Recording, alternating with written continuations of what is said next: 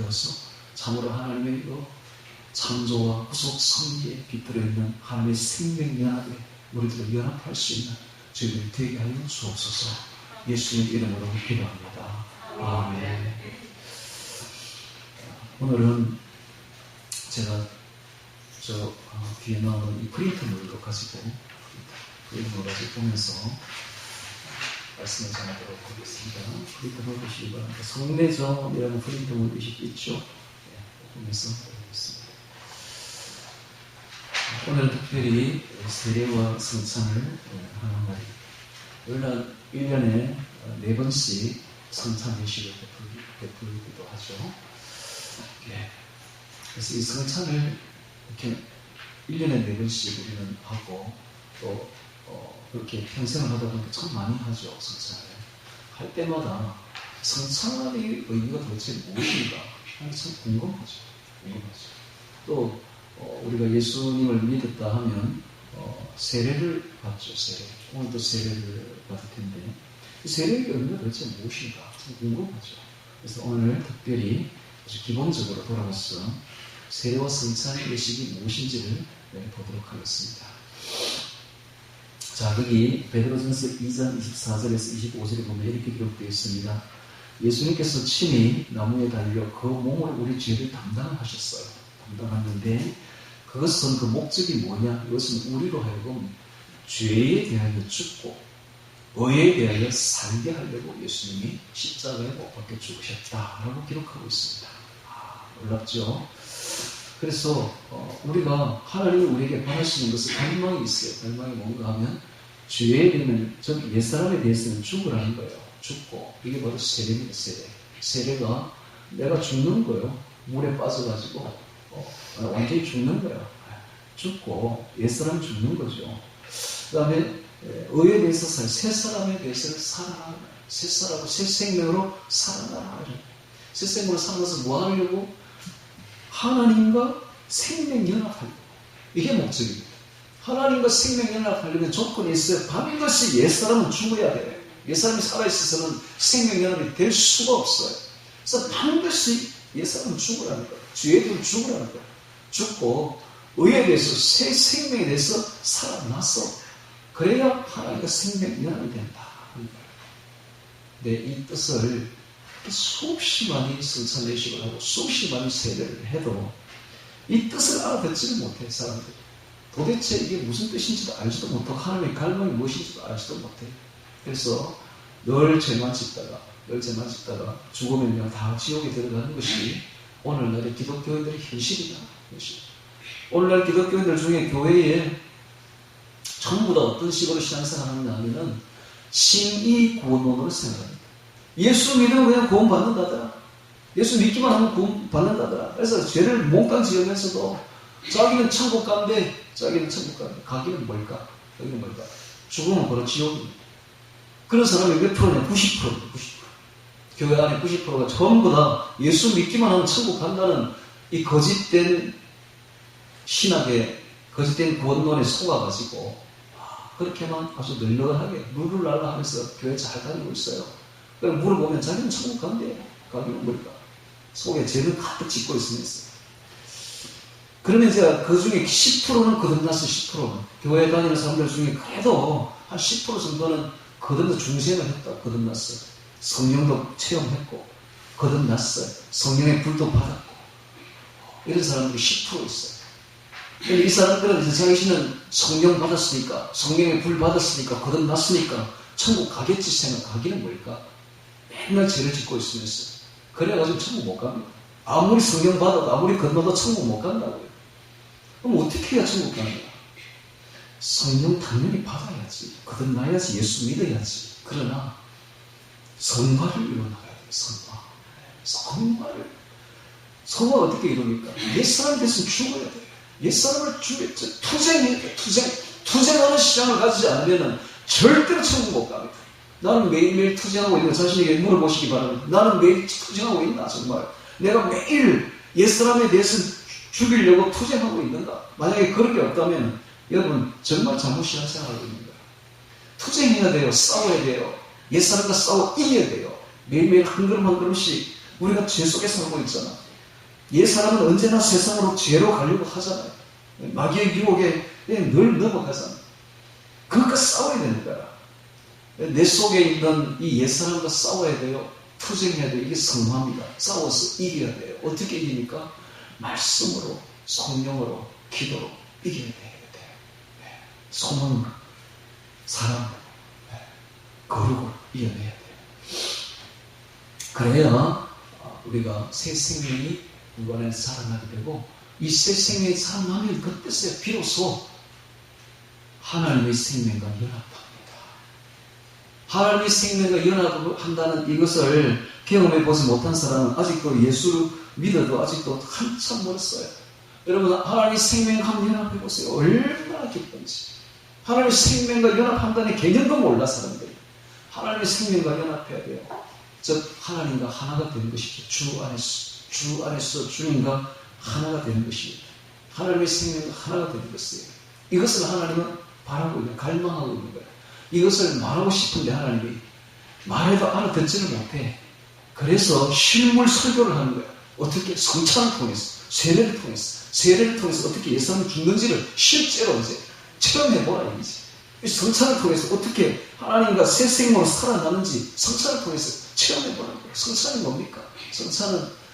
성찬은 바로 예수님을 내 마음에 전적으로 받아들이는 거예요. 성찬은 예수님의 살과 피를 상징합니다. 즉, 떡은 예수님의 살이요, 포도주는 예수님의 피라. 이 피를 마신다, 예수님의 피를 마시고 예수님의 몸을 먹는다는 것은 예수님을 100% 내가 받아들인다 이 말. 홀 퍼슨으로 받아들인다. 받아들이면 어떻게 돼요? 예수님을 전적으로 따르게 되죠. 전적으로 본받게 되죠.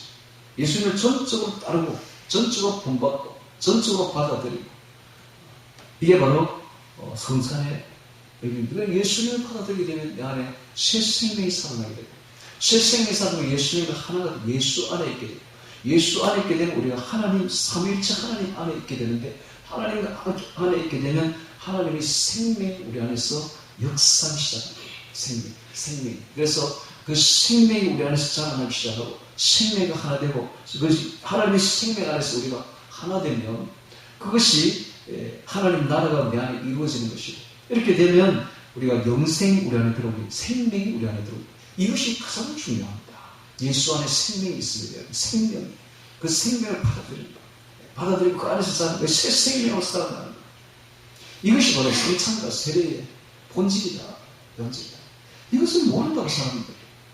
이것을 자 보세요. 자 프린트물을 봅니다. 성례제는 딱 두 가지예요. 성례 전, 법 전. 성례를 행하는 법이다. 성례 전, 법 전자. 성례제는 딱 두 가지밖에 없어요. 세례와 성찬. 우리 기독교에는 세례와 성찬 두 가지밖에 없어요. 반드시 이것은 행하라고 말씀하셨어요. 성찬 예식을 하고 세례 예식을 행하라. 했던 거예요. 자, 성찬 예식에 대해서는 고린도전서 11장 23절에 기록되어 있죠. 내가 너에게 전한 것은 주께 받은 것이니 곧 주 예수께서 잡히시던 밤에 떡을 가지고 축사하시게 가라사대 이것은 너희를 위하는 내 몸이니 이것을 행하여 나를 기념하라 하시고 19회 또한 이와 같이 잔을 가지고 가라사대 이 잔은 내 피로 세운 새 언약이니 이것을 행하여 마실 때마다 나를 기념하라 하셨으니 즉 성찬을 하라 했죠. 떡과 포도주를 가지고 성찬을 하라라고 명령하셨죠. 그 다음에 세례에 대해서는 예수님이 직접 명령하셨습니다. 세례를 베풀라고 명령하셨어요. 마태복음 28장 19절 보면 그러므로 너희는 가서 모든 족속으로 제자를 삼아 아버지와 아들과 성령의 이름으로 세례를 주고 내가 너희에게 분부한 모든 것을 가르쳐 지키게 하라라고 지상 대명령을 주셨죠. 예수님의 유언이죠. 대명령입니다. 그러니까 반드시 세례를 주라는 거예요. 아버지와 아들과 성령의 이름으로 세례를 주라. 근데 이 세례는 신약의 세례는 구약의 할례와 같은 개념이고 신약의 성찬은 구약의 유월절과 같은 개념이에요. 그래서 유월절과 할례가 구약의 두 가지의 큰 예식이었는데 그것이 신약에 넘어오면서 유월절은 그대로 성찬으로 이어지게 되고 할례는 그대로 세례로 이어지게 됩니다. 그래서 이 할례가 뭐냐? 할례는 그때부터 유대인이 된다라는 것이죠.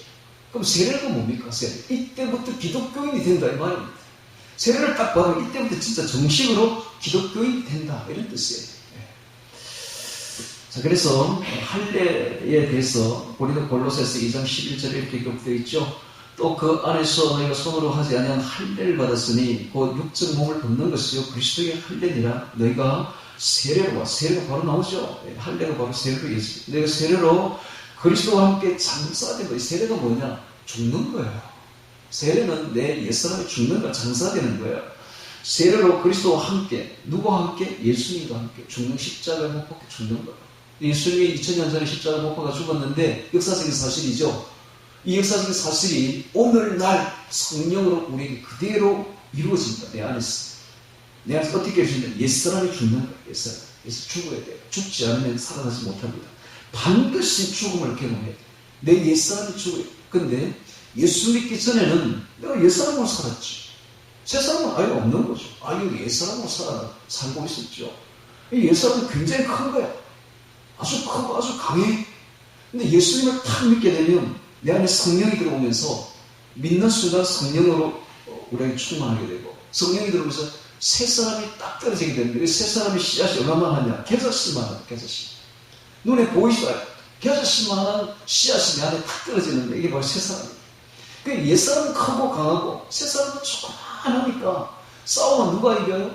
옛사람이 널리 이기는 거야. 새 사람이 항상집니다. 그렇지만은 싸워야 돼. 그렇지만 싸워야 돼. 싸우면 이 새 사람이 점점 자라요. 점점 자라요. 그래서 어제보다는 오늘이 그래도 좀 어렵고 좀 나아지고 오늘보다는 내일이 좀 더 거룩해지고 성령이 성결해지고 이렇게 점점 자라는 이 시간이 우리 평생 간다. 평생을 왜 우리에게 평생을 주었는가? 이유는 딱 한 가지. 새 사람으로 자라나라고 그 시간을 준 거예요. 그것밖에 없어요. 의미가. 우리가 평생 왜 사는니까? 예수 믿고 새 사람으로 자라나는 시간을 준 거예요. 새 사람으로 자라나지 못하면 지옥 갑니다.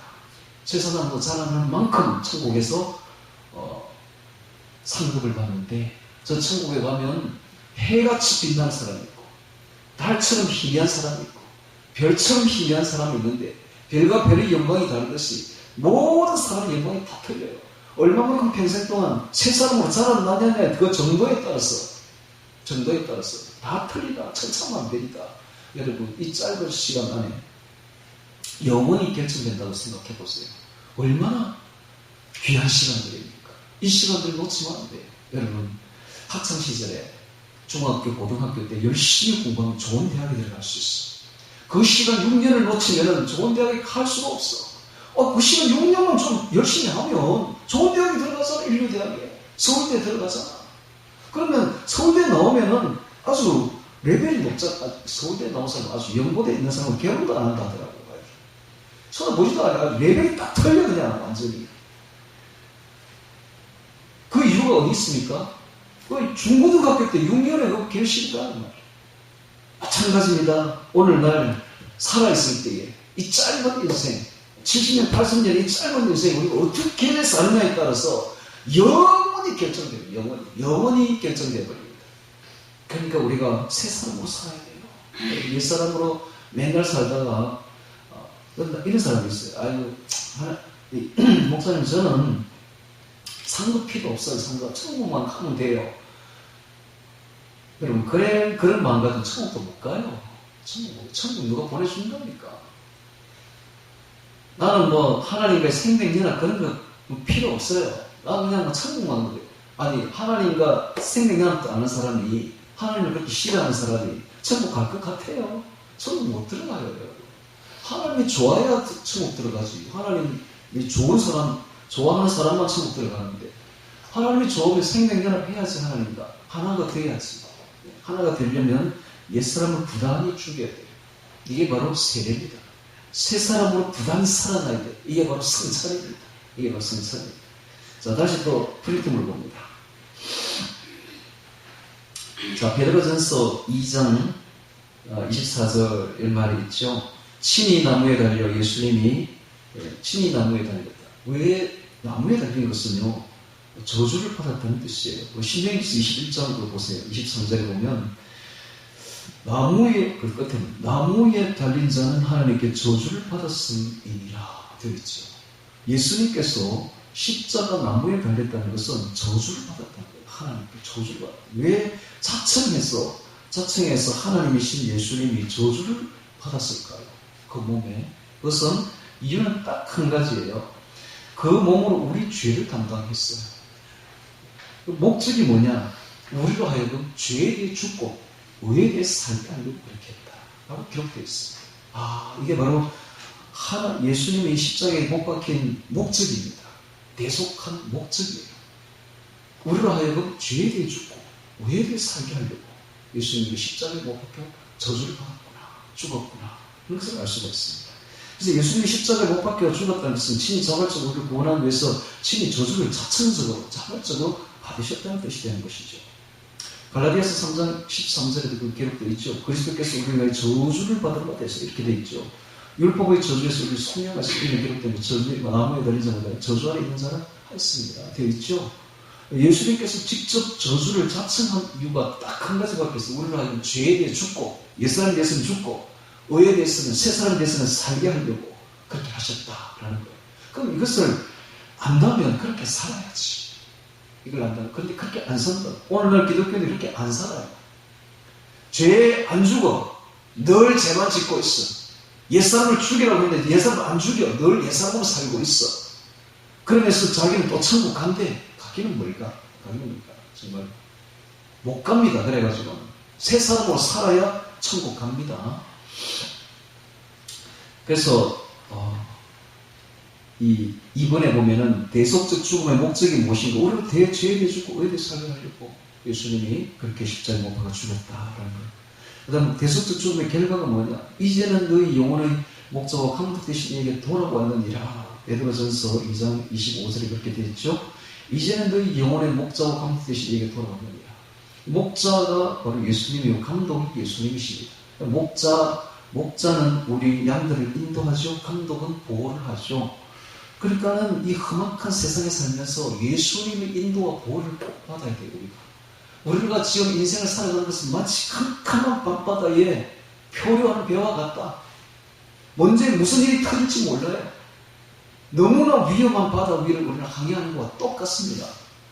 예수님의 인도와 보호가 없으면 우리는 한순간도 살 수가 없어요. 그러면 예수님의 보호와 인도를 받으려면 어떻게 해야 돼요? 조건이 있죠. 딱 한 가지밖에 없어요. 죄에 대해 죽고 의에 대해 살아야 돼요. 그러면 예수님의 보호와 인도가 우리와 함께 한다라는 겁니다. 그럼 반대로 죄에 대해서 안 죽고 죄에 늘 죄만 짓고 의에 대해서 살지 않으면 어떻게 된다? 예수님의 보호와 인도가 없다라는 겁니다. 그런 사람은 거친 이 밤바다에서 풍랑 이런 밤바다에서 아주 거칠게 살다가 아주 그렇게 너무너무 불행한 인생을 살다가 불행한 저주를 받고 지옥에 들어갈 수밖에 없다라는 거예요. 그러니까는 예수님의 보호와 인도를 받고 평안히 살면서 형통하게 살면서 정말 성공적인 인생을 살고 행복한 인생을 살다가 하나님의 생명과 맛보고 기쁨과 충만하고 그래서 우리가 죽었을 때에 정말 하나님 불렀을 때에 저 생명 넘치는 천국에 들어가기를 원한다면 죄에 대해 죽어야 돼요. 의에 대해 살아야 돼요. 그래야 하나님의 보호와 인도가 있다라는 것입니다. 자, 이 성례전에 대해서 한번 보겠습니다. 성례전. 이 성례전은 세례와 성찬이죠. 세례와 성찬. 그런데 카톨릭에서는 이 성례전을 7개로 해요. 7대 성사라고 그러죠. 첫 번째는 세례 성사, 두 번째는 견진 성사. 자라나게 되면은 그 대모 대부를 붙여줘요. 그리고 견진 성사를 또 이름도 성경에 나온 이름으로 막 불러주고 막 그래 베드로다 너는 뭐 만들어야 돼서 하면서 견진 성사입니다. 세 번째는 성체 성사. 이게 바로 성찬입니다. 성체. 또 가톨릭이 희한하게 이 포도주는 안 줘요. 포도주는 예수님 피내가 흘리면 큰일 난다 해가 포도주지도 않아요. 떡만 주는데 떡이 이렇게 신부님이 기도하면은 그 떡이 예수님 몸으로 살로 바로 변한대요. 성체라고요. 성체. 변하면 뭘 변해요? 성체 성사. 네 번째는 고해 성사. 그 고해를 자기 죄를 신부님 앞에서 막 고해 이렇게 고해 성사.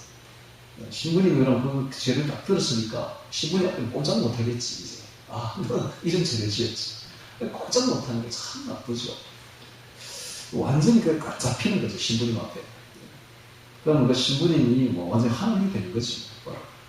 다섯 번째 병자성사. 죽을 때에 임종 때에 가서 성사를 합니다. 이 병자성사를 해요. 그다음에 여섯 번째 성품성사예요. 성품성사. 그래서 죽은 자를 성인으로 추려요. 성인으로. 죽은 지 오래된 사람을 성인으로 추려합니다. 그럼 그 성인의 영이 우리의 영과 교통한다. 이게 이제 나오죠. 사도신경에 나오죠. 성인의 영과 교통하는 것, 그 교통이라는 말이 나오죠. 그게 뭔가 하면은 죽은 사람의 영과 내가 교통하는 거, 완전히 요림수 연매도 아니고 아주 잘못된 그런 걸 하고 있어요. 그 다음에 마지막으로 7번째 혼인 성사가 있습니다. 이것은 본받을 말이에요. 혼인은 여러분 장난이 아니에요. 요즘 혼인을 장난처럼 하더라고요. 혼인은 장난이 아니에요. 혼인은 하나님 앞에서 맹세하는 거예요. 맹세하는 가정을, 하나님이 가장 중요하게 여기는 가정입니다. 가정을 깨는 자는 용서하지 않습니다. 여러분 간음죄 얼마나 큰지 아세요? 간음죄. 혼인을 깨는 행위를 하나님 절대 용서하지 않는다. 가정을 깨는 것을 용서하지 않는다. 가정은 너무너무 중요한 거예요. 그래서 하나님 앞에 맹세를 하고 하나님 앞에 혼인해야 돼요. 하나님 이름으로 해야 돼요. 오늘 젊은이들은 혼인할 때 보니까 하나님 이름도 없고 보니까 맹세도 안 하고 성경책에 손도 안 얹고 이러더라고요. 몰라도 한참 모르는 거지. 남녀를 결합시켜 주시고 남녀를 만나게 하신 것은 하나님입니다. 하나님의 오묘한 손길이에요. 그래서 하나님의 우연이 아닙니다. 그래서 하나님의 필연이에요. 그래서 하나님 앞에서 해야지. 이것만큼은 우리가 본받아야 돼요. 하나님 앞에서 해야 돼요. 자, 그래서 이 성내전인데, 그런데 이제 우리 기독교에는 다 빼고 두 가지만 딱 합니다. 근데 성경은 이런 거 하지 말라고 그랬어요. 두 가지만 하라고 그랬어요. 성경은 성찬과 세례입니다. 성찬과 세례. 요것만 해라. 이게 바로 성내전이다. 그래서 세례는, 자, 프린트를 보세요. 세례는 죄에 대해서 죽는 방법을 가르치고 있어요. 물 속에서 우리가 들어간다면서 물 속에 죽는 건 물은 죽음을 뜻합니다. 물 속에서 옛사람이 그리스도와 함께 죄에 대해 죽는 거예요. 죄에 대해서. 그래서 성찬은 또 뭔가? 성찬은 의에 대해서 사는 거예요. 새 생명으로 살아가는 것이죠. 그래서 세례란 물 속에 들어가서 옛사람이 그리스도와 함께 죄에 대해서 죽는 것을 뜻하고 옛사람의 죽음이죠. 그렇게 죽어야 되는 이유는 우리로 하여금 새 생명 가운데서 행하게 하려고. 죽음이 없이는, 옛사람의 죽음이 없이는 절대로 새 생명 가운데서 행할 수가 없습니다. 그래서 반드시 죽어야 돼요. 옛사람은 죽어야 돼요. 죽어야 새 생명으로, 새 사람으로 살아나서, 새 생명으로 살아나서 예수님과 하나가 될 수가 있다. 그래서 여러분, 죄를 지으면 예수님과 하나가 될 수가 없어요. 늘 죄를 짓고 있는 사람은 어떻게 예수님과 생명이 하나 되겠습니까? 안 되는 거예요. 그러니까 평생에 죄를 지으면서 평생에 기독교인으로 살아도 하나님의 생명과는 완전히 무관한 거예요. 잘못 신앙생활하는 것이죠. 오늘 우리가 목적은 딱 하나, 하나님의 목적은 딱 하나예요. 생명과 연합하자는 거예요. 하나님의 생명과 연합하자. 여러분, 하나님의 생명과 연합을 얼마나 기쁜지 몰라요. 세상에 그런 기쁨은 없어요. 최고의 행복과 최고의 기쁨이 하나님의 생명 안에 있습니다. 하나님의 생명과 연합하면 그 최고의 기쁨을 누릴 수가 있다. 최고의 행복을 누릴 수가 있다. 이것이 바로 보석입니다. 보물입니다. 땅에 묻힌 보석이죠. 이걸 발견한 사람만 그 보석의 가치를 안다. 아무도 몰라요. 발견한 사람만 안다고. 정말 금이 요즘 되게 비싸던데 보니까 금이 중요한 게 아니야. 금보다 더 귀한 보석이 성경 안에 있어. 이게 뭔가? 하나님의 생명과 연합하는 거야. 하나님의 생명과 연합하면 어떻게 해야 돼요? 예수 믿는다고 되는 게 아니야. 성경 받는다고 되는 것도 아니고 성령의 불 받는다고 되는 것도 아니야. 죄에 대해서 죽어야 돼. 의에 대해서 살아야 돼. 그래야 하나님의 생명과 연합이 된다. 그것을 하나님이 가르쳐주고 싶은데 이 무식한 인간들이 알아듣지를 못해. 그래서 아예 그냥 이렇게 세례 성찬을 아예 행하려고 하는 거예요. 실물 설교를 하는 거예요. 실물 설교. 세례를 통해서 어떻게 예수님이 죽는지를 좀 깨달아라. 성찬을 통해서 어떻게 새 사람으로 살아가는지 좀 깨달으라고 하나님이 실물 설교를 하는 거예요. 실물 설교. 자, 로마서 6장 3절에 보세요. 무릇 그리스도 예수와 합하여 세례를 받은 우리는 그의 죽으신 합하여 세례받은 줄을 알지 못하느냐? 보시라. 세례를 받는 것은 그의 죽으심과 합하는 거예요. 예수님의 죽음과 합하여서 같이 죽는 거죠. 옛사람이. 그러므로 우리가 그의 죽으심과 합하여 세례를 받음으로 그와 함께 장사되 죽었나니 장사되었나니 장사되어야 돼요. 죽어야 돼요. 이는 하나님의 영광으로 말미암아 그리스도를 죽은 자 가운데서 살리신 것 같이 우리를 또한 새 생명 가운데 생각해요. 왜 죽느냐? 죽는 이유가 있어요. 죽는 이유는 새 생명 가운데서 살려고 새 생명과 연합하여 하나님의 생명과 연합하여 살기 위해서 죽는다 하는 거예요.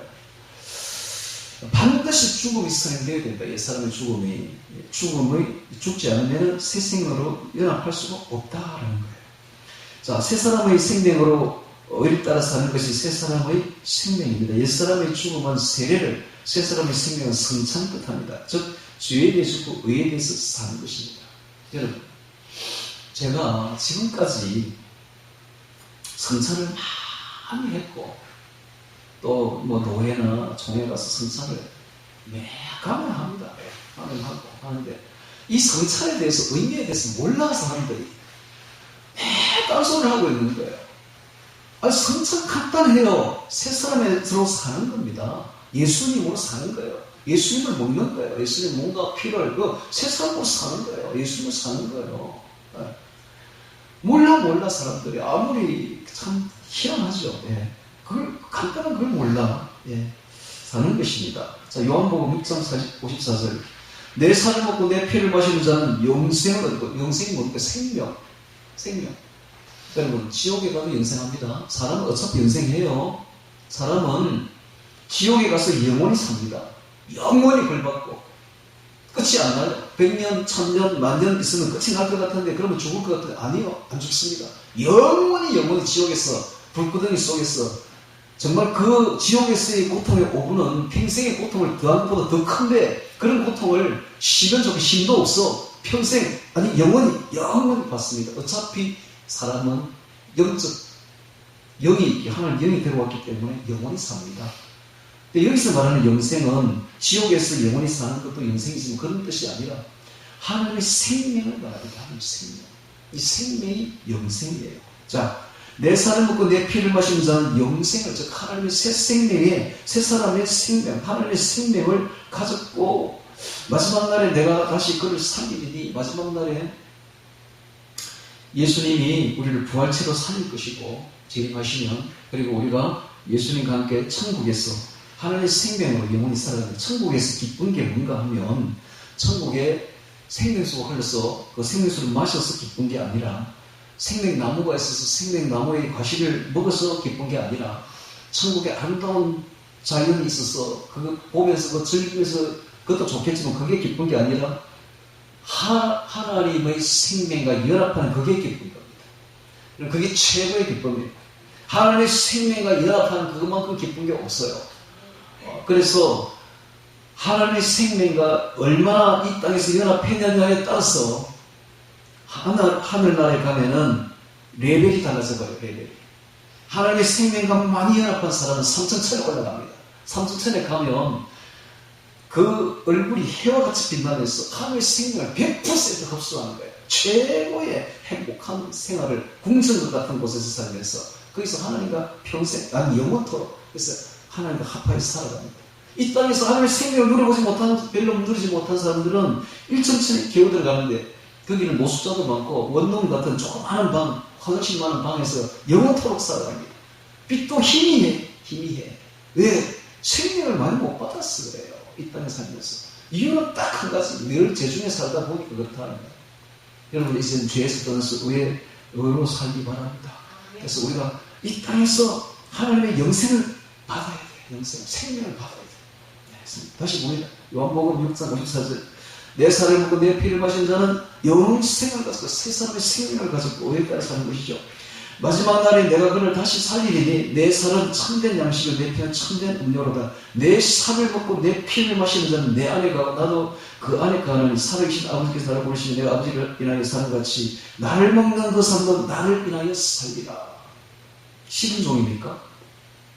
살을 먹고 피를 마시게. 그래가지고 로마 시대에 이게 이제 와전이 되는 거야. 저 기독교인들은 식인종들이야. 사람의 피를 마시고 사람의 몸을 살을 먹는데 이래가지고 막 죽이를 왔잖아요. 여러분 몰라서 그렇잖아. 깨닫지 못해가지고. 예수님이 살과 피를 먹는다는 게 무슨 뜻일까요?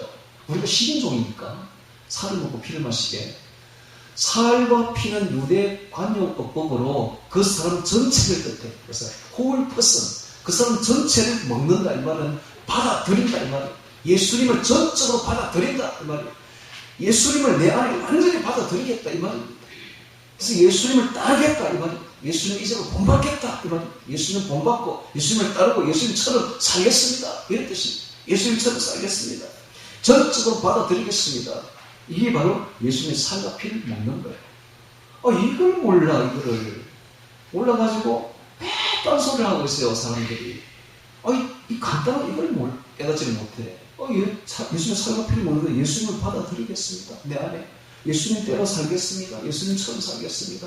예수님 제자가 되겠습니다. 예수님 따르겠습니다. 이런 뜻 아니에요. 그래서 삼일째 하나님과 생명이 합일이 되는 것이죠. 성찬을 하면서. 자, 세례는 옛사람이 죽었음을 선포하는 신앙행위이며 성찬은 새사람의 생명을 선포하는 신앙행위입니다. 세례는 내적 신앙의 외적 고백입니다. 내가 마음으로 주님을 믿는다면 세례 예식을 통하여 겉으로 공포하는 것이 바로 세례죠. 내가 예수님을 믿습니다 하는 걸 겉으로 아주 공포를 하는 것이 바로 세례 예식이죠. 자, 이 세례에 대해서 이렇게 보면 사도행전 8장 12절에 보면 빌립이 하나님 나라와 및 예수 그리스도의 이름에 관하여 전담을 저희가 믿고 남녀가 다 세례를 받으니 시몬도 믿고 세례를 받으니 전심으로 빌립을 따라다니며 끝한 날 그저 그 능력을 보고 놀라니라. 예루살렘에 있는 사도들이 사마리아도 하나님의 말씀을 받았다 함을 듣고 베드로 요한을 보내매. 사도행전 10장 48절에 보면 명하여 예수 그리스도의 이름으로 세례를 주라 하니라. 저희가 베드로에게 술도 여기를 청하니라. 사도행전 22장 12절에 보면 이제는 왜 주자를 일어나 주의 이름을 불러 세례를 받고 너의 죄를 씻으라 하니라. 주의 이름을 부르는 것은 곧 믿음을, 내가 예수님을 믿습니다는 믿음을 고백하는 것이죠.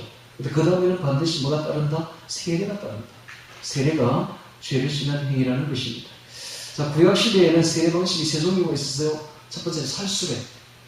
머리에 물을 이렇게 뿌리는 것이죠. 손바닥으로 물을 끼얹는 것입니다. 손바닥에 물을 적셔가지고 머리에 대는 거, 이게 바로 살수례입니다. 살수례. 두 번째는 관수례가 있어요. 오늘은 관수례를 할 거예요. 물을 붓는 거예요. 물을 붓는 거예요. 한 번도 관수례 안 해봤죠? 침수례가 있어요. 침수례는 아예 물속에 잠기는 거예요. 침례죠. 침수례. 침례. 그래서 초대교회는 다 침례를 했어요. 초대교회는. 카톨릭은 지금도 침례를 합니다. 침례를 합니다. 그러나 침례파들도 침례를 하죠. 사실 침례가 맞는 거예요. 왜? 물속에 확 잠기면서 죽는 거예요. 이 사람 죽는 거예요. 그거를 이제 완전히 표현하는 게 침례죠. 그러다가 초대교회 때에 그렇게 했고 카톨릭에도 그렇게 했는데, 그러다가 아이들에게 세례를 주다가 침례를 주다가 아이들이 물속에 빠져가 죽는 경우가 왕왕 생겼어요. 그러니까 이거 안 되겠다 이래가지고 이제 우리 장로와 감리파에서는 살수례를 해요. 머리에 물을 뿌린다든지 손바닥으로 물을 끼얹는 정도로 그렇게 합니다. 자, 그렇다면 우리 사도행전 2장 41절에 보면 그 말을 받은 사람들은 세례를 받으면 그날의 제자의 수가 3,000이나 더하더라 되어 있죠. 자, 베드로가 말씀을 전했는데 3,000명이 예수님을 믿겠다고 그날에 거기서 예루살렘에서 세례를 받았대요. 여러분, 세례를 받는 것이 만약에 침례라면, 이게 3,000명이 침례를 받았다면 예루살렘에 가까운 강이 있는 강 없습니다. 거기는 산 꼭대기예요. 그러면 실로암 못 같은 데 가서 이제 침례를 해야 되는데 힘들잖아요. 3,000명이 어떻게 가요? 그럼 어떻게 했을까요? 살수례나 관수례를 했겠지. 물을 가져와서 그냥 들어붓겠지. 틀림없어요. 3,000명이 어떻게 강가에 데려갑니까? 그거 안 되는 거죠. 그러니까는 베드로가 세례를 준 것은 살수례나 관수례였다. 그래서 알 수가 있죠. 자, 그 다음에 또 사도행전 8장 36절에 보세요. 길 가다가 에디오피아 내시가 빌립이 에디오피아 내시를 만나가지고 예수님을 전하자 에디오피아 내시가 예수님을 믿게 되죠. 그리고 길 가다가 물 있는 곳에 이르러 내시가 말하되 보라, 물이 있으니 내가 세례를 받으면 무슨 거리낌이 있느냐라고 하면서 세례를 받습니다. 그렇다면 여기 사막에 물이 흐르는데 이게 사람 몸이 풍덩 잠길 정도의 강도 아니고 그냥 쫄쫄쫄 흐르는 쫄 시냇물이죠. 그럼 어떻게 세례를 받았을까요? 그냥 물을 떠가지고 그냥 다 붓는 거지. 뭐 그것밖에 더 있겠어요? 관수례를 했을 것이나 살수례를 했을 것이라는 것을 충분히 알 수가 있죠. 이게 뭔가 하면 자 이까지는 많은 싸움이다. 친례파들은 그 세례 그 살수례나 관수례는 그 세례 아니야. 또 우리 장로나 감리 쪽에서는 신례는 그거는 성경적으로 맞지 않아. 막 싸운다. 저도 옛날에 싸웠어요. 그 싸움은 아무 의미 없습니다, 여러분. 중요한 건 마음이에요. 중요한 건 옛사람이 죽는다는 마음이에요. 이게 중요한 거고, 그 다음에 세례를 받고 난 뒤에는 내가 세례 받았으므로 이제는 옛사람을 항상 죽여야 돼요. 이게 중요한 거지. 새 사람은 항상 살아나야 돼요. 이게 중요한 거지. 그게 뭐 형식이 이렇게 중요한 건 아닙니다. 그러나 지금까지 저는 사수를 했지만 오늘은 좀 관수를 하려고 해요. 좀 흠뻑 젖어나고. 왜냐? 살수를 하는 게 머리에 물을 뿌니까 재미가 없어. 침례 정도로 가야 되는데 침례는 못 가니까 관수를 할 겁니다. 좀 흠뻑 젖어라. 그래야 옛사람이 확실히 죽는 느낌이 들지 않겠어요? 자, 그래서 그 다음에 이제 그 밑에 보세요. 예수의 피를 상징하는 포도주가 속죄 사역을 위한 것임을 언급하고 있죠. 누가복음 22장에 보면 또 떡을 가져 살해하실 때가 저해주시면 가라사대 이것은 너희를 위하여 주시는 내 몸이라 너희가 이를 향하여 나를 기념하라 하시고 저녁에 위에 잔도 이와 같이 하여 가라사대 이 잔은 내 피로 세우는 새 언약이니 곧 너희를 위하여 붓는 것이라. 자, 성찬 예식이 구속 사역임을 언급하고 있습니다. 고린도전서 10장 16절 우리가 축복한 바 축복의 잔은 그리스도의 피에 참여함이 아니며 우리가 떼는 떡은 그리스도의 몸에 참여함이 아니냐. 속죄사역과 구속사역을 포상하는 이 성찬 예식이 여기 계시된 하나님의 갈망이 도대체 무엇일까? 왜 이런 예식을 하도록 명하셨을까?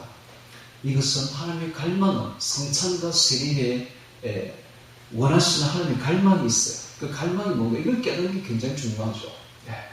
그 갈망이 도대체 무엇인가? 왜 하나님 이런 예식을 하라고 명하셨는가? 이걸 깨닫는 게 굉장히 중요하다.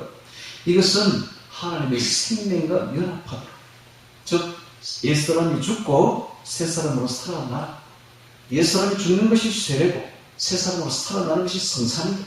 이것이 바로 하나님의 갈망이고 이것이 바로 목적이다.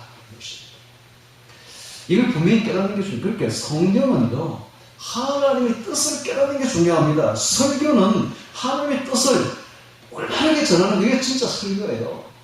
그게 제일 잘하는 설교입니다. 설교는 하나님의 뜻을 잘 깨달아서 그걸 정확하게 전달하는 게 제일 잘하는 설교고 성경을 왜 있습니까? 하나님의 뜻을 깨달으려고 정확한 하나님의 뜻을 깨달아서 그걸 실생활에 적용해서 우리가 살아가려고 하는 게 바로 성경에 있는 목적이 아닙니까? 그러면 성찬과 세례의 정확한 하나님의 뜻이 뭔가?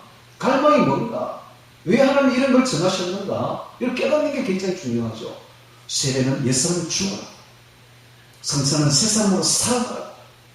주는 것이 바로 하나님의 갈망이다. 하는 것입니다.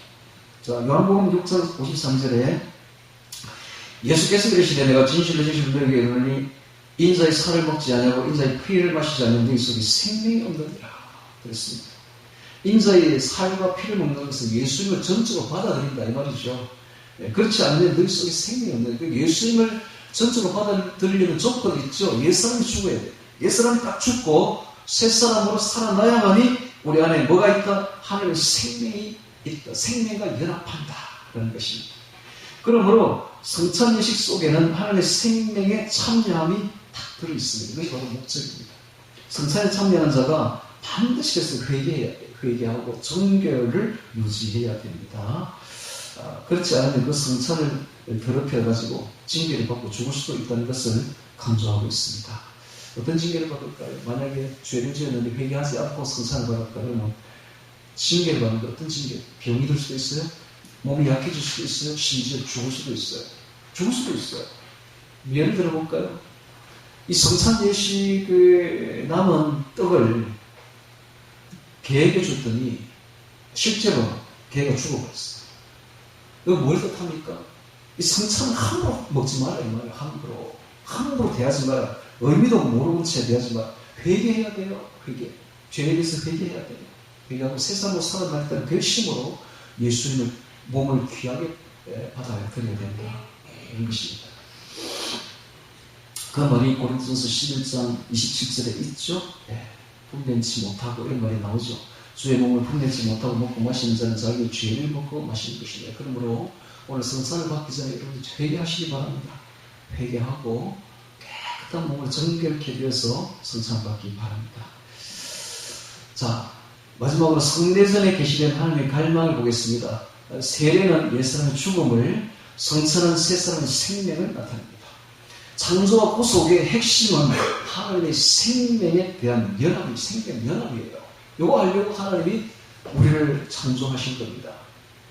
하나님이 왜 인간을 만들었을까요? 이유는 딱 하나, 하나님의 생명과 연합하려고. 여러분, 성부, 성자, 성령, 삼위 하나님이 다 각자 다릅니다. 성부 하나님 따로 있고, 성자 하나님 따로 있어요. 성령 하나님 따로 있어요. 이게 한 하나님이 세 가지 역할을 한다. 이거 양태론이라 그러는데, 양태론은 이단입니다, 이단. 성부 하나님 따로 있어요. 성자 하나님 따로 있고, 성령 하나님 따로 있어요. 이 삼위 하나님이 하나로 연합되는데 어떻게 하면 생명으로 연합된다. 생명이 바로 상호교제라고 합니다. 상호교제. 그리고 그걸 갖다가 좀 더 동방신학에 있으면 좀 더 동적으로 상호교통이라고 해요. 상호교통. 상호침투, 상호교통. 이렇게 이야기를 합니다. 이렇게 하나님이, 삼위 하나님이 서로 교제하고, 서로 교통하고, 상호 침투해서 하나로 딱 결합되어 있는데, 그게 정말 기쁜 거예요. 삼위 하나님이 세 분이 따로 있는데, 하나로 연합되는 게 굉장히 기쁜 일이야. 그 연합에 우리를 초대하는 거예요, 지금. 너도 들어와. 너도 이 연합에 들어와. 이게 바로 생명 연합이에요. 우리가 어떻게 들어가요? 우리는 오직 예수님 통해서 들어갈 수 있어요. 그래서 예수님을 받아들여야 돼요. 예수님의 살과 피를 먹어야 돼요. 그래서 예수님의 생명으로 우리가 하나 되면 예수님 안에서 하나님과 하나가 되는 거예요. 이 비밀을 오늘 기독교인들이 전혀 모르고 있습니다. 이것은 교부시대에 초대교회에 있었던 아주 깊은 진리인데, 이것을 루터가 개신교 신앙을 계획하면서 이걸 다 버린 거예요. 이 귀한 진리를 다 버렸어요. 그래서 오늘 날 개신교인들이 이게 무슨 말인지 알아듣지를 못해요. 이런 말을 하면 하나님과 생명이라는 개념 자체가 없어. 삼위일체 하나님도 잘 몰라. 어떤 분인지. 그분들이 어떻게 하나가 되어 있는지도 잘 모른다. 이렇게 하나님을 연합하자는 이런 말을 알아듣지를 못해요. 오늘 우리가 성찬 예식을 하는 건 바로 이겁니다. 삼위일체 하나님과 생명 연합하자는 거예요. 생명 연합하자. 그래서 성례전에 계시던 하나님의 갈망이 바로 세례는 옛사람의 죽음을, 성찬은 새사람의 생명을 나타내고, 이 창조와 구속의 핵심은 바로 하나님의 생명에 대한 연합이에요. 인간이 하나님의 생명을 연합할 수 있는 유일한 방법이 바로 옛사람이 죽고 새사람 안에서 사는 것입니다. 세례는 죄에 대해 죽는 것이요, 성찬은 의에 대해서 사는 것입니다. 이것이 바로 성화구원론이죠. 성화구원론. 성화구원론. 그래서 오늘날 기독교의 구원론 보면은 칭의 구원론을 이야기합니다. 칭의. 예수 믿기만 하면 구원받는다. 칭의 구원. 이 루터의 구원론이죠. 이걸 가지고는 절대로 천국 못 들어가요. 그다음 조금 살아나는 것이 칼빈의 중생 구원론입니다. 새 사람으로 거듭나야 된다. 성령 받아야 된다. 그래야 천국 들어간다. 이게 중생 구원. 그것까지는 절대 천국 못 들어가요. 그럼 어떻게 해야 되는가? 성화 구원론으로 가야 됩니다. 매일매일 옛사람이 죽고 새사람으로 거듭나서 정결케 되어야 새 생명이 우리 안에 들어와야만, 생명으로 연합되어야만 천국에 들어가. 이게 바로 성화 구원론이에요. 여기까지 가야 돼요. 그런데 오늘날 기독교는 이걸 이야기를 못해요. 이걸 몰라. 신앙이 잘못되어가지고 몰라. 그리고 기독교인들이 아주 편해가지고 이 성화구원을 가려면 힘들잖아. 매일 자기를 죽여야 되잖아요. 우리 세상만 살아나려면 힘들잖아. 이 열망이 없어, 아예. 이렇게 가려고 하는 열망 자체가 없어요. 자, 신학이 잘못되어 버렸고, 기독교가 열망이 없으니까 옛사람으로 투쟁해야 된다. 이런 마음이 없어. 개념이 없어요. 개념이 없어. 그러니까 매일 옛사람이 안 죽은 상태에서 세상 사람하고 똑같은 거야. 그냥 교회만 다니다 보이지만 나가면 똑같아. 그렇게 살다가 결국 죽으면 어떻게 돼요? 다 지옥 들어가는 거야. 얼마나 억울해. 누가 잘못됐어요? 일단 목사가 잘못됐어. 이런 걸 안 가르쳐준 거예요. 신학이 잘못됐어. 신학이 잘못되다 보니까 목사가 잘못되고, 목사가 잘못되다 보니까 그런 목사 따라가는 전부 다 소경을 인도함을 받아 다 지옥 구덩이에 다 들어가는 거예요. 지금 그런 상태입니다, 지금. 신학이. 그래서 하나님이 너무 안타까워가지고, 구약시대에 이런 테필린이라는 게 있어요, 테필린. 테필린이 뭔가 하면 조그마한 상자예요. 그 상자 안에 성경 구절을 딱 써서 어떤 구절? 신명기서 6장 4절. 이스라엘아 들으라 우리 하나님 여호와는 오직 하나님 여호와시니 너는 마음을 다하고 성품을 다하고 힘을 다하여 주 너의 하나님을 사랑하라 하는 그 구절을 딱 적어가지고 이마에 이렇게 달게 했어요. 이마에 단다는 건 뭐예요? 사상이, 머리에 생각이 항상 하나님을 사랑하라는 거예요. 또 손에 달게 했어요. 팔에. 이게 뭐예요? 항상 행동이 하나님을 사랑하라는 행동을 가라고. 그것뿐만 아니라 하나님이 또 제사장 의복에 밑에 청색 술을 달게 했어요. 청색 술은 뭐예요? 그 술을 볼 때마다 죄를 짓지 말라고 경계하라고. 이런 것을 하지를 않나. 또 하나님 또 어떻게 하는 줄 압니까? 노래를 모세가 가지고 노래를 지어 부르라 그랬어요. 이 백성들이 나중에 가면 틀림없이 가나안 땅에 들어가면 우상 숭배를 할 것이 분명하니까 우상 숭배하면 멸망한다는 노래를 지어 부르게 해라. 하나님 여기까지 합니다. 뿐만 아니라 그 그리심산과 에발산의 세겜에 있는 두 산 위에 양지파 6개 지파를 올립니다. 올려가지고 그 아래에서 모세가 계명을 이렇게 이야기를 하면은 축복의 계명은 그리심산에서 아멘, 저주의 계명은 에발산에서 아멘 하게 합니다. 퍼포먼스를 하게 합니다. 왜 이렇게 했을까요? 왜 이렇게 했을까요? 좀 깨달으라고. 하나님의 뜻이 뭔지 좀 알아라고 그렇게까지 했는데 전혀 몰라 사람들. 하나님의 뜻을 깨닫지 못해요. 그럼 오늘날 신약에서는 어떻게 해요? 세례와 성찬을 하라고 명령하잖아. 세례와 성찬을 하면서 좀 깨달으라고. 하나님의 갈망이 뭔지, 하나님의 소망이 뭔지, 소원이 뭔지 못 깨달아. 전혀 못 깨달아. 와, 놀랍죠? 사람들이 이렇게 어리석을 수가 있을까요? 전혀 못 깨달아. 내 성찬을 하면서 내 세례를 하면서도 깨닫지를 못해. 이게 무슨 뜻인지 알아듣지를 못해요. 그래서 참 보면 이 2000년 기독교 역사를 보면 너무너무 진짜 어떻게 사람들이 이럴 수가 있을까 싶습니다. 그 필립 지앙테스라는 권력과 분노의 역사라는 책에 보면 십자군 전쟁에 대해서 기록하고 있는데요.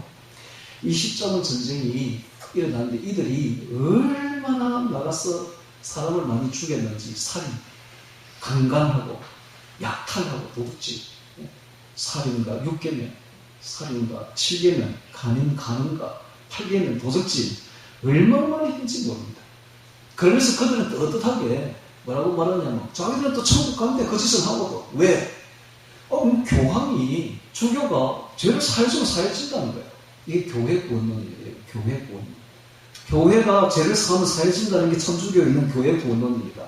완전히 엉터리 신학이에요. 완전히 엉터리 신학. 그래가지고 이 십자군 전쟁이 어떤 짓을 저질렀느냐 하면 그들이 배를 타고 가고자 하는데 저 예루살렘까지 이스라엘까지 배를 타고 가려고 하는 지중해를 통해서 배가 없는 거야. 근데 그 배는 다 누가 가지고 있으냐? 당시 베네치아 상인들이 다 가지고 있었어요.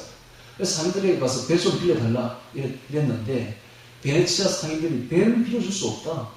그런데 우리에게 소원이 하나 있는데 그 소원만 들어서 배 준다. 어떤 소원인가 하니까 자기하고 상업적으로 아주 그 알력이 있는 라이벌이 있는 지다드라는 도시가 있는데 그걸 멸망시켜주면 우리 배 줄게 이러는 거예요. 그러면은 지다드도 다 예수 믿는 도시인데 그걸 멸망시키면 안 되잖아. 그건 할 수 없어. 이렇게 해야 되잖아요. 십자군 전쟁이라면, 십자군 부자라면. 근데 십자군 군대가 뭐라고 말하냐? 그거 쉽지. 해줄게. 이렇게 가가지고 그 지다드에 있는 예수 믿는 사람 다 죽인 거야. 다 죽이고 배를 타고 간 거예요. 거짓을 한 겁니다. 여러분. 그렇게 성찬을 하면서 죄에 대해 죽고 의에 대해서 살아가라고 하나님이 그렇게 이야기를 하는데도 전혀 알아듣지를 못해요. 거짓을 한 거예요. 그것뿐만 아니에요. 그들이 이 서로마가 나중에 동로마 제국이었던 콘스탄티노플에 있는 동로마 제국을 완전히 무참하게 짓밟아 버립니다. 다 죽여버려요. 거기 있는 거를. 아니 서로마도 예수 믿는 사람들이고 동로마도 예수 믿는 사람들인데 서로마 제국이 동로마 제국에 가서 죽이면 어떻게 된다는 겁니까? 같이 예수 믿는 사람을.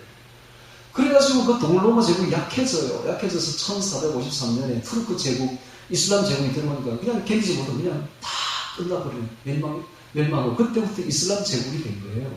그 다 원초가 어디서부터 나왔냐? 그 서로마 제국에 있는 로마 군대가 가서 다 죽인 거예요. 그래가지고 힘이 약해진 거예요. 이게 뭡니까?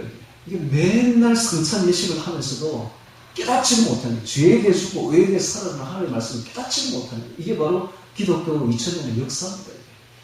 그러면 자, 가톨릭은 그래서 교회 구원론 때문에 잘못되었다 칩시다. 오늘 기독교는 그럼 좋은 구원론 위에 서 있습니까? 아니요. 아까도 제가 이야기했죠. 친히 구원론 위에 서 있습니다. 혹은 중생 구원론 위에 서 있습니다. 이래가지고 절대 천국 못 들어가요. 쉬운 예를 하나 들어볼까요? 자, 포르노 비디오를, 포르노 그 동영상을 그 일반 사람들은 어느 몇 프로 정도 보느냐 하면 약 70% 봅니다. 일반 그 예수 안 믿는 사람들 한 70%가 그 포르노를 본다고, 30%가 안 본다고. 그럼 예수 믿는 사람들 얼마나, 어느 정도 할까요? 예수 믿는 사람들은 60% 봅니다. 40%가 안 봐요. 7대3, 6대4입니다. 10%밖에 차이 안 나. 똑같는 것이 뭐, 똑같지 뭐. 예수 믿는 사람이나, 뭐, 일반, 뭐, 예수 안 믿는 사람이나 다를 게 하나도 없다. 하나도 다를 게 없어. 죄 짓지 말라고 그만큼 이야기를 하나도 다를 게 없어. 그 다음에, 지금은 이제 있는지 모르겠는데, 애슐리 메디션이라는 그 사이트가 있었어요. 기혼자 온라인 데이트 사이트입니다. 결혼한 사람이 바람 피우는 거야. 바람 피우는 사이트가 있다. 애슐리 메디션이라는 그 미국의 사이트가 있었는데, 그 타이틀이 뭐냐, 그 타이틀이 인생은 짧다. 그러니까 바람을 피워. 이게 바로 타이틀이에요. 인생은 짧으니까 바람을 피우자. 이게 타이틀이에요. 근데 거기에 이제 해킹을 당해가지고 명단이 싹 유출이 돼버렸어요. 그 일로 인해가지고 2명이 자살합니다. 그리고 400명의 목회자가 다 그걸 자기 목회직을 내려놓습니다. 아니, 목사들이 그거 가가지고 얼마나 그걸 했던지 400명이 그냥 이름이 다 밝혀지니까 견디지를 못해서 전부 목사직을 다 내려놓게 돼요. 근데 놀라운 것은 거기에 회원이 무려 수천만 명이, 3,700만 명인데 한국만 해도 수십만 명이 거기 가입되어 있었어요. 야, 놀랐습니다. 근데 문제는 그게 기독교인이 얼마였냐? 기독교인이 무려 47.8%, 50%. 거의 50%, 제 절반이 기독교인이었다는 사실이게 돼요. 이 기독교가 얼마나 썩었는지, 왜 이렇습니까? 어정쩡한 구원론 위에 서 있으니까 그런 거야. 잘못된 구원론 위에 서 있으니까 이런 일이 벌어진다는 거예요. 여러분들, 친히 구원론은 절대 천국 못 가요. 중생 구원론으로도 천국 못 가요. 오직 성화 구원론으로 가야 됩니다. 그 길밖에 없어요. 그것이 바로 그 갈망이, 하나님의 그 갈망이 어디에 나타나있다? 세례와 성찬에 나타나있다. 세례와 성찬을 그렇게 매주일, 사실 우리 교회는 1년에 4번 하지만 사실은 매주일 해야 돼요. 매주일 성찬을 하는 이유가 뭡니까? 하나님 그 갈망을 좀 말하고, 죄 짓지 말라고 제발. 죄에서 떠나서, 이제는 죄에서 떠나서 회개하고 깨끗하고 정결하게 살아가고, 하나님이 새 사람으로 살아가고 새 생명으로 살아가고, 하나님의 갈망이 말해도 안 들으니까 시물설교를 하고 있는 겁니다. 세례와 성찬을 통해서 옛사람에 대해서 죽고 성찬에 대해서 살아가고 새 사람으로 살아가고, 하나님의 절규가, 하나님의 갈망이 여기 있다는 사실을 왜 깨닫지 못하는지, 왜 깨닫지 못하는지. 자, 오늘 우리는 지금 이제 세례와 성찬을 할 건데요. 세례와 성찬을 하면서 이것이 무슨 예식으로 끝나는 것이 아니라 여기에 하나님의 갈망이 있다는 것을 깨달아야 돼요.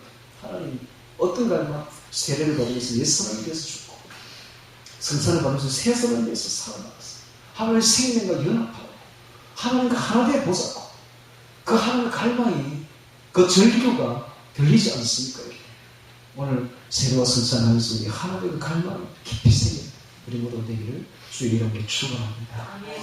기도하겠습니다.